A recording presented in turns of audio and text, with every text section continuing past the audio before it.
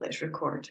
So yeah, this week I am going to be talking about press releases and how to write press releases, what the benefits are of using press releases for your media, and just to give you some tips and examples of things that work well in press releases in my experience.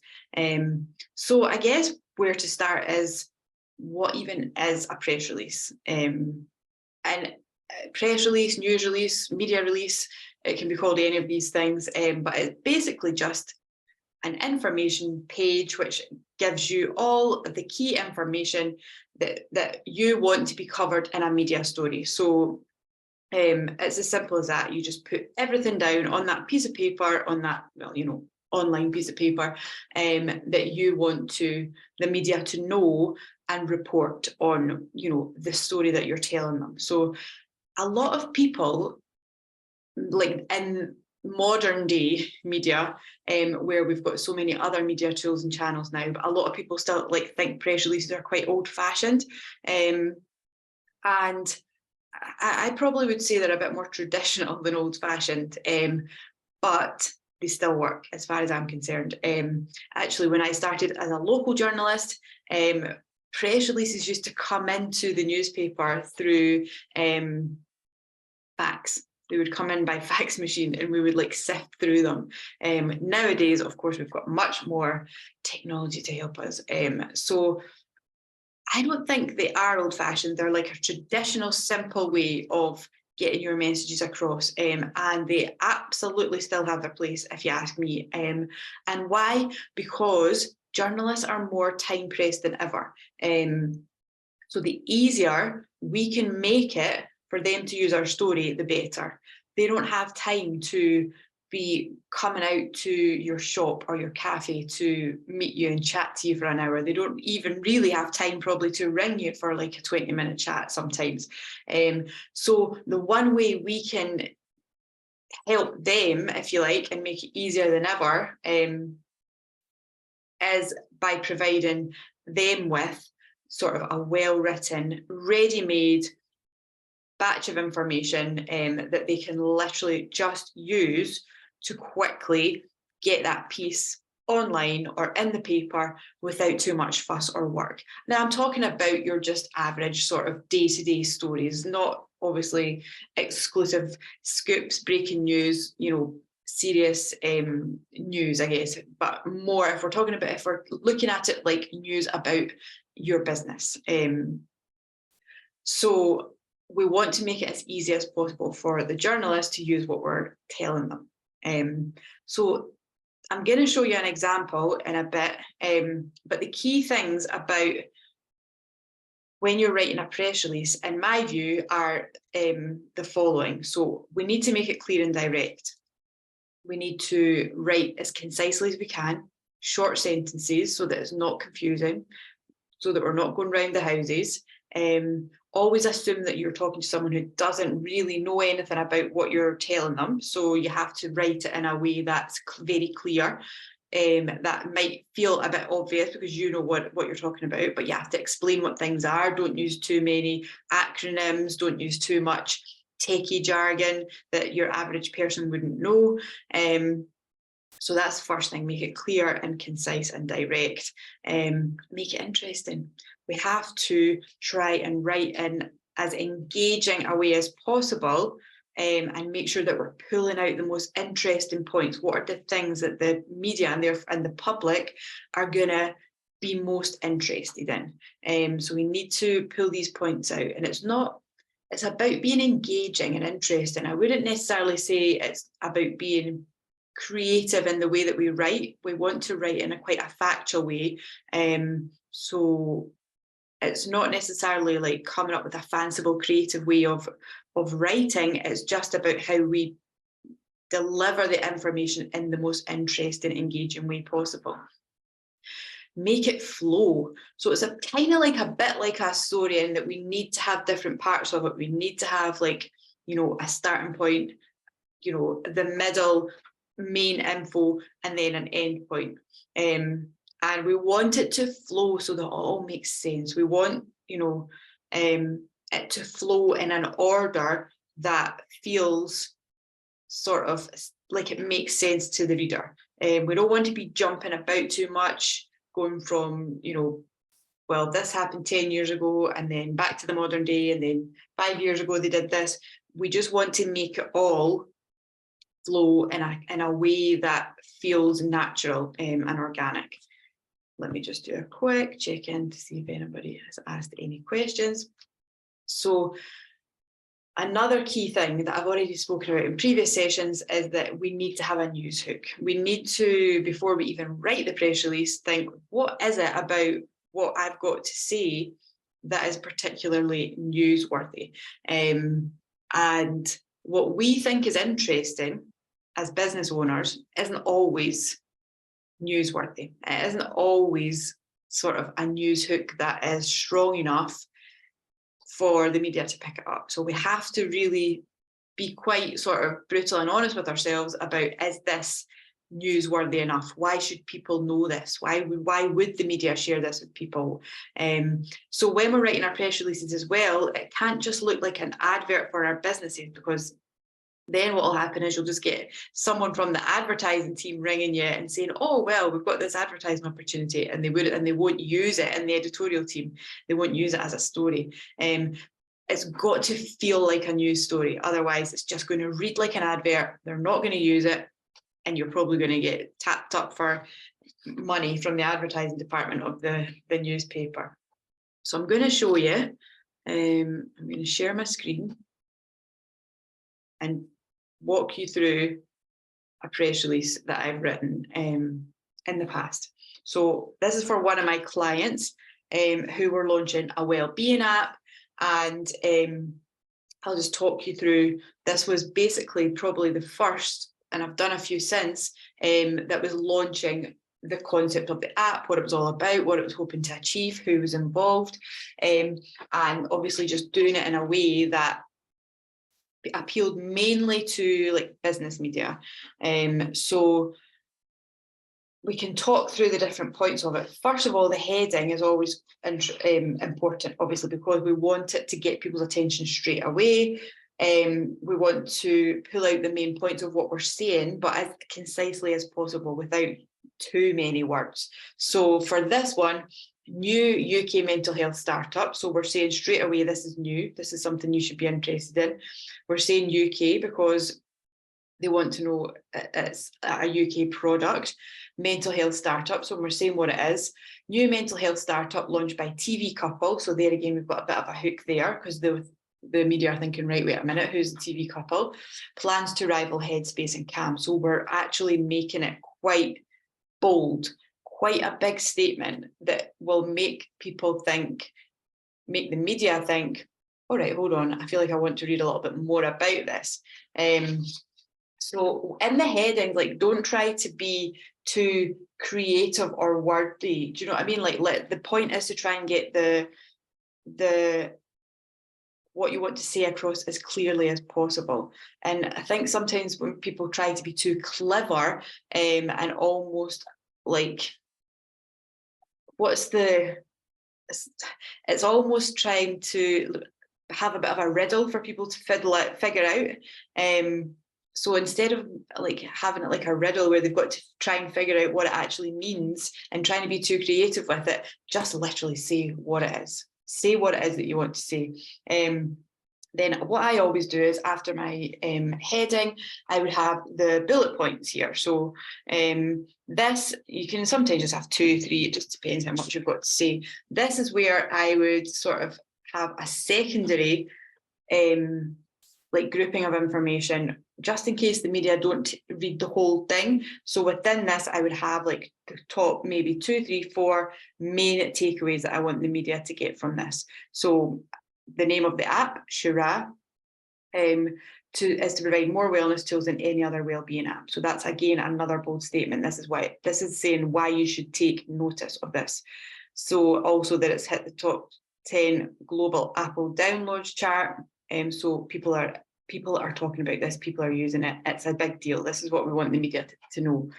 That they've got big plans for the future with a big fundraise coming up, and that it's co-founded by TV couple Fern and Laurie. Again, another point of interest for the media. So that's why I pull out, if the media only read this first part, then they've got the gist of the story. But hopefully you've done enough in that first part to get them to read the rest of it.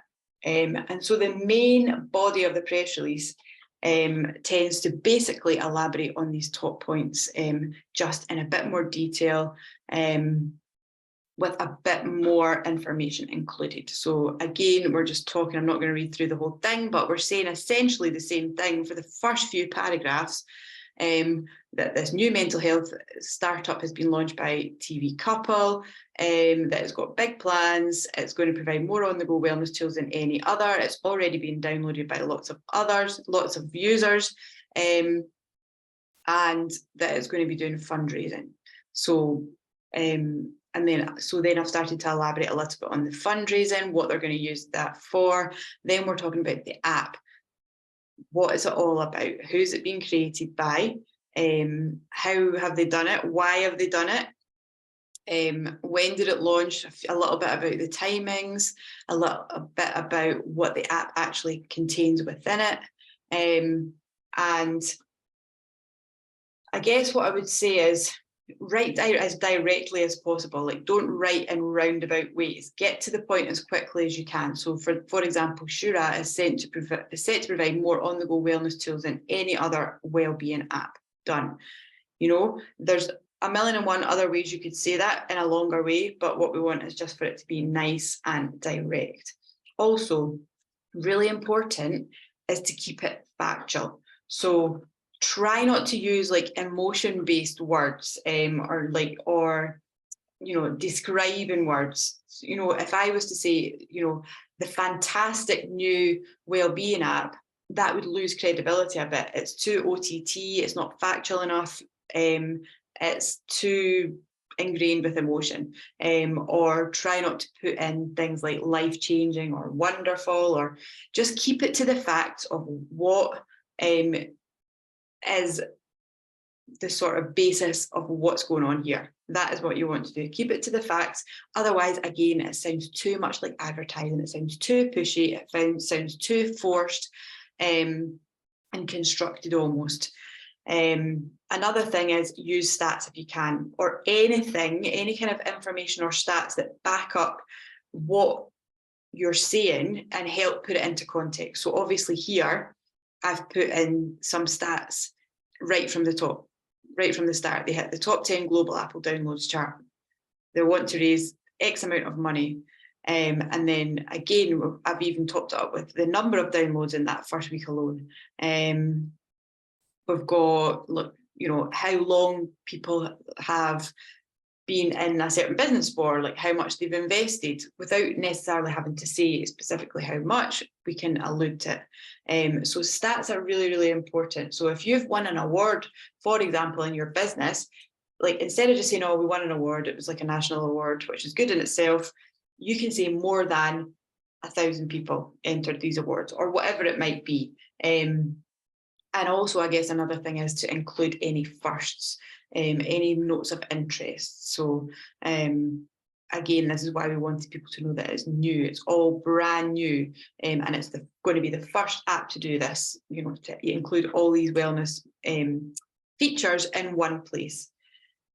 So once we've got the bulked out information about what we want to say, I would always include a quote.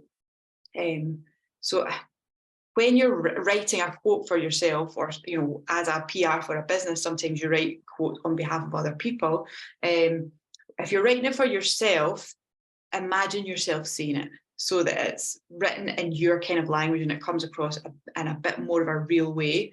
Like I always, if I'm writing a quote for someone, I always imagine them saying it, and I think, would they really say that? So that it doesn't come across to like corporate or business speak, if that's not really how you normally speak. So here I've got two quotes because there's sort of two key figures within the business, and wanted to quote both of them. I think, ideally 1 or 2 short quotes is okay, I think, within a press release. Any more than that, and it all gets a bit long and congested, and it can get a bit tricky where you've got lots of different agencies or partners involved in a project, and every single one wants a quote in the press release, because the reality is the media are just probably going to use a snippet of 1, 2 at the max. I always think keep quotes reasonably short as well. I used to have a boss actually a few years ago, and he would just literally send you your press release back if the quote was too long. Yeah, it had to be like either 2 sort of extended sentences or 2 like short paragraphs. And that was the max that he ever wanted in his quotes. So it was like the challenge was how to say everything you wanted to say in that short amount of words and space. But it was a good challenge, and it's a good way of learning. So here we just literally got a couple of lines, really, a couple of sort of sentences for the first quote, and then a couple of short paragraphs for the second quote. So yeah, always keep them fairly brief and direct, just like with the rest of the press release. Just where we are.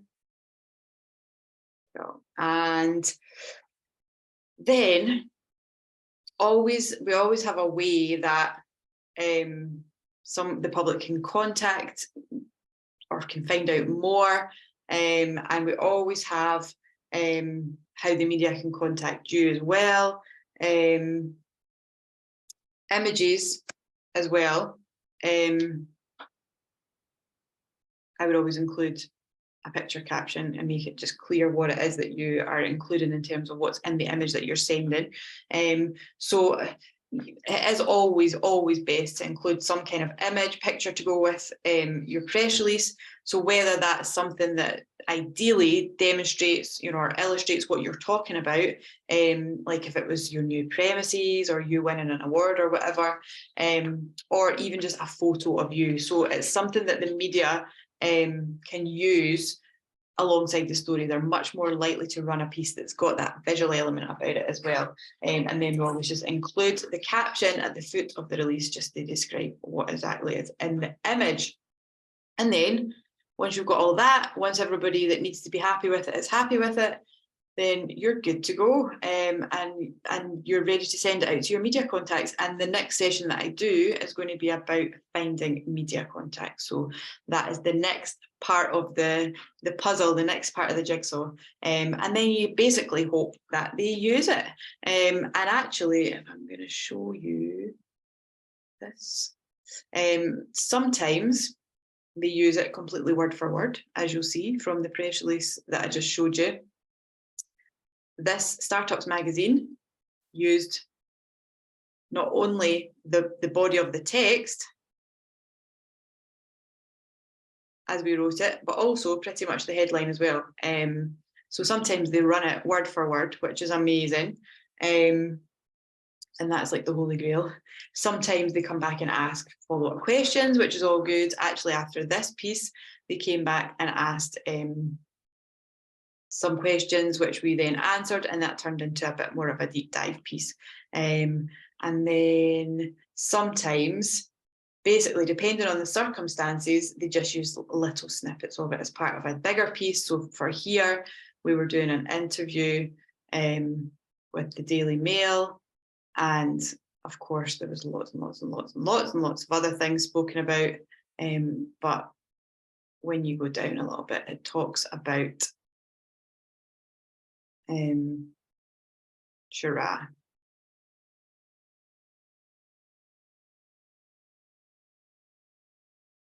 They talk about it in their quotes a little bit.